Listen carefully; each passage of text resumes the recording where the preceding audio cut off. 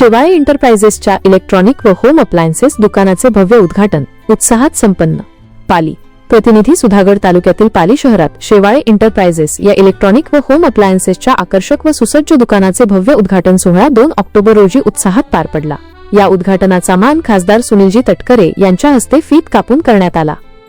यावेळी उद्घाटन सोहळ्यासाठी सुधागड तालुक्यातील तसेच रायगड जिल्ह्यासह विविध ठिकाणाहून अनेक मान्यवर, सामाजिक कार्यकर्ते, व्यापारी व नागरिक मोठ्या संख्येने उपस्थित होते। उपस्थित मान्यवरांनी शेवाळे एंटरप्राइजेसला भेट देऊन शुभेच्छा दिल्या। यावेळी खासदार सुनील तटकरे आपल्या मनोगतात म्हणाले, संदेश शेवाळे हे अत्यंत उमदे, कर्तबगार व प्रामाणिक उद्योजक आहेत। तरुण वयात त्यांनी व्यावसायिक क्षेत्रात उतरून समाजासाठी प्रेरणादायी पाऊल उचलले आहे। त्यांच्या व्यवसायात सचोटी आहे। हा व्यवसाय उत्तरोत्तर प्रगतीपथावर जावो हीच बल्लाळेश्वर चरणी प्रार्थना आहे।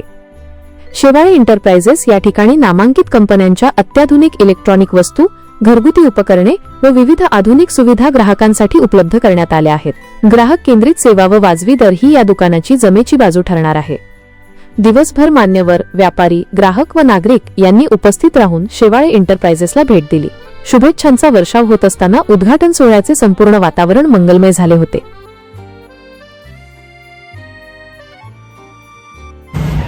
8 स्थानक आहे, त्याचा संयुक्त त्याच्यातलं एक सेंट्रल आर्किओलॉजिकलच्या ताब्यात असल्यामुळे या 7ही संगणकाच्या स्थानाचा एक उत्तम आराखडा राज्य सरकारने तयार केला आहे। त्याच्यासाठीच राज्याचे उपमुख्यमंत्री अजितदादा यांच्या नेतृत्वाखाली एक बैठक 1 महिन्यापूर्वी त्या ठिकाणी झाली। आराखड्याला त्याने मान्यता दिली। प्राचीन, पुरातन ही जी काय मंदिरांची गुणवैशिष्ट्ये आपल्या देशभरामध्ये आहेत, दक्षिणेकडे आहेत, आपल्या राज्यामध्ये सुद्धा आहेत, त्याच धर्तीवरती बल्लाळेश्वरचं स्थानक मर्त असेल, आपल्या जिल्ह्यामध्ये 2 अष्टविनायक आहेत, त्या ठिकाणी निश्चितपणानं केली जातील।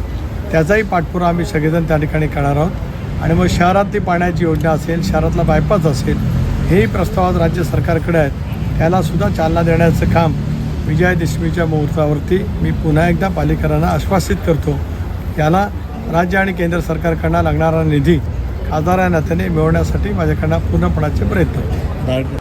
ताज्या बातम्या आणि घडामोडींसाठी आमच्या न्यूज चॅनलला लाईक करा, सबस्क्राईब करा, कमेंट करा आणि शेअर करा।